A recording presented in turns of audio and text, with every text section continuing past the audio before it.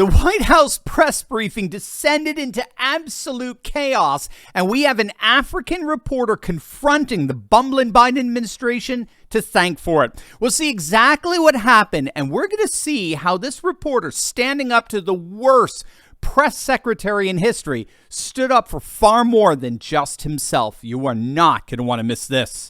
Meet Simon Ateba. Simon is the White House reporter for Today News Africa. Unfortunately for Simon, the Biden White House, for all of their racial virtue signaling, isn't a big fan of the questions that come from this far more conservative traditionalist reporter.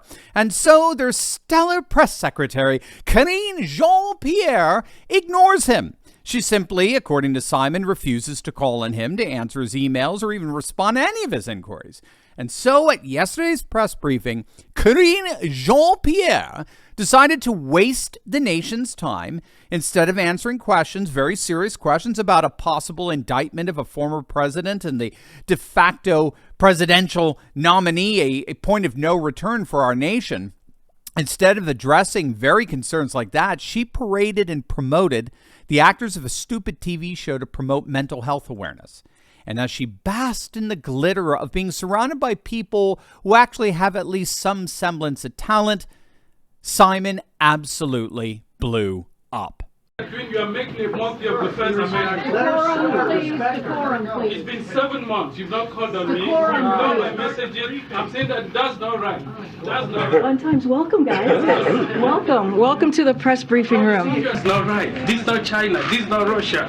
This is the United States. This is the White House. It's been 7 months. I sent you the rest of us are here too, pal. It's been 7 months. You guys have not done anything for me. If you have grievances, you should bring them to her later. I have done that. I've done that. All my emails have been ignored. And the press corps is tired of dealing with this. It isn't about you, Simon. Understand that you get questioned all the time and you don't understand what it is to sit here for 8 months and being discriminated against. Understand that you're in the front row and you feel comfortable and you get questioned all the time. But there are people in the back who don't get any questions. Don't make assumptions about what the rest of us do. Mind your manners when you're in here. If you have a problem, you bring it up afterwards. What has just occurred this last 10, 15 minutes is unacceptable. It is unacceptable. So we're either going to continue the briefing or we can just end the briefing right here. Now, the irony in that confrontation, if you think it through, the whole irony there is things have degenerated so much in our nation's capital. Our national institutions have become so corrupt that we actually need a reporter coming over from Africa to stand up and speak on behalf of the American people.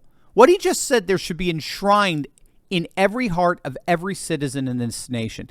You, Karine Jean-Pierre, are making a mockery of the First Amendment. This is not China. This is not Russia. This is the United States. And you in the positions of privilege have no right to discriminate against us.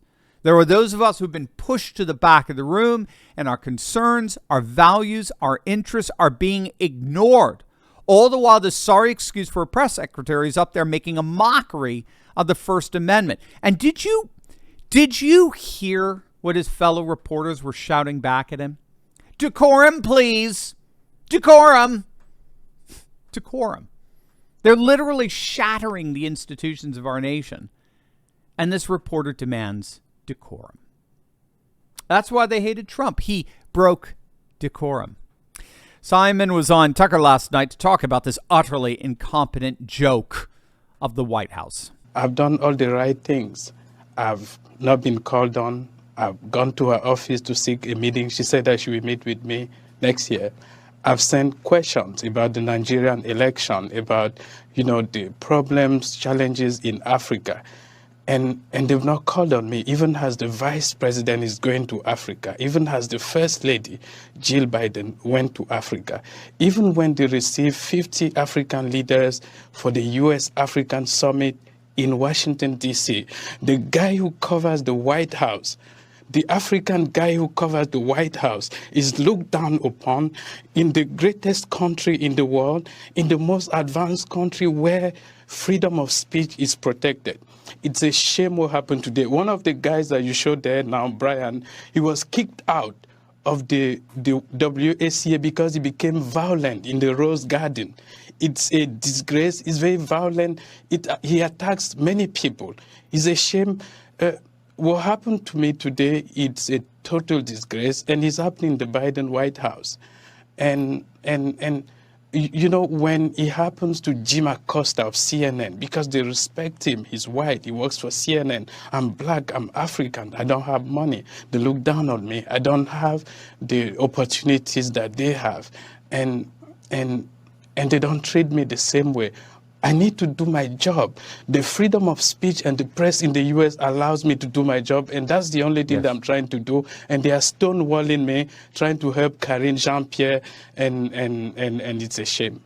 Now, if you don't know, this is not the first time Simon confronted the single most inept press secretary in history. In fact, he's the only one, perhaps besides Peter Doocy of Fox, that consistently confronts her with her nonsense.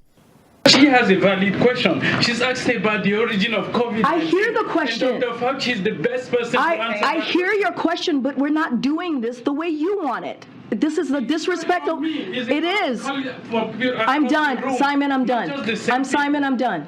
I'm done with you right now. Why is it hard for you to give me a question? It is not hard. I've answered. Would you let me answer the question, or are you going? Okay. But you don't give us questions. Okay. I'm trying to answer your question. Go ahead, sir. Go ahead.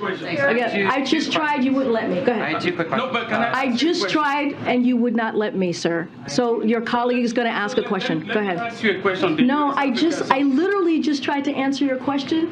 You shut me down. So now your colleague is going to. Let me ask the question first before you Okay. answer. Thanks, everybody. I'll see you tomorrow. But this has to be my all-time favorite. Karine, since you don't have any answer on the classified document, are you still a good fit for this job? Go ahead. Go ahead. Because we Go ahead, my don't friend. seem to have any answer for you. Go ahead. Go ahead, my friend. Has any meeting been set between? You're not fit for this job. I love it. And she's not.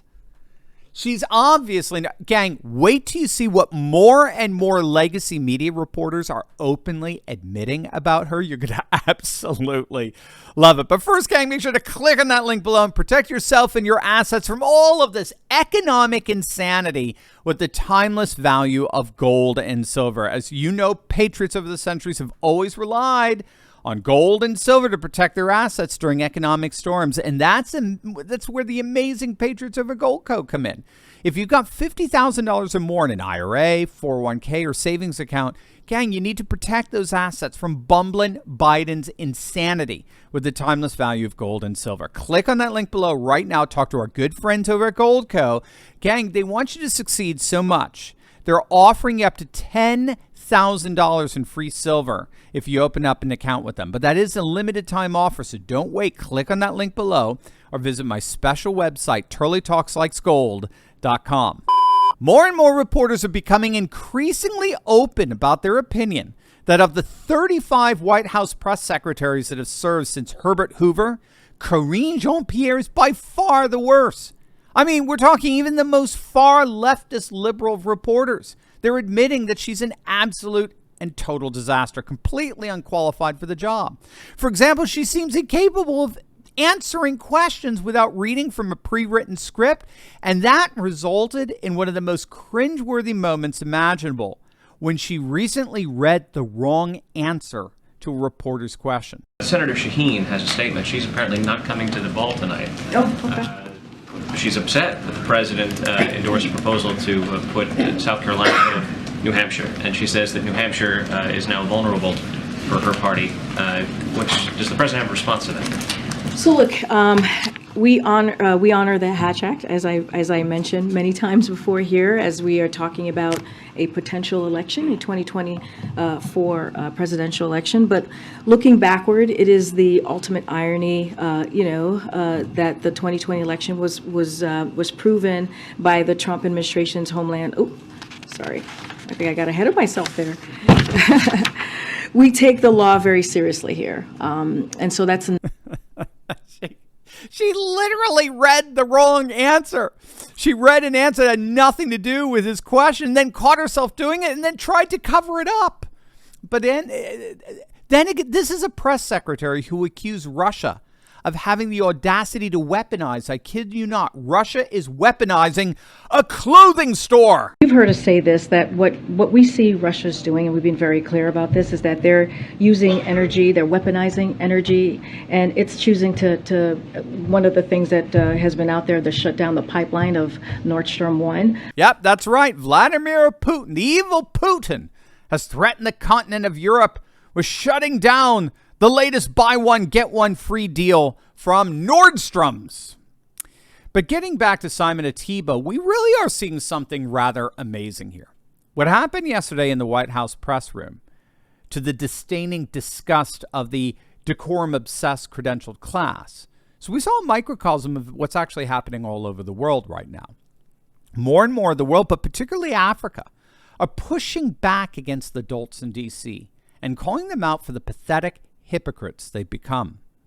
Right now, as we speak, President Xi and President Putin are meeting in a historic summit where they're openly declaring the end of the liberal world order and the rise of a new traditionalist, conservative, civilizational age. And as part of that world, China and Russia are courting sub-Saharan Africa big time to ditch the woke West and join the Eurasian bloc. They're promising them forgiveness of all their national debts. They have access to tons of money and investment and resources. They don't have to bend the knee to the woke fundamentalists in D.C. or Brussels. And Africans are more and more saying, yeah, sounds pretty good. We'll take you up on it. A conservative people would far rather live in a world of reawakened civilizations than they would under the clown show of the Biden administration. And so in many ways, Simon Ateba wasn't just standing up and speaking on behalf of our nation. He was confronting the bumbling Biden administration on behalf of a very new world. As always, make sure to smack that bell and subscribe button. You'll definitely want to check out my latest video on Putin and Xi crushing the globalist world order. You're not going to want to miss it, so make sure to click on that link, and I'll see you over there. God bless.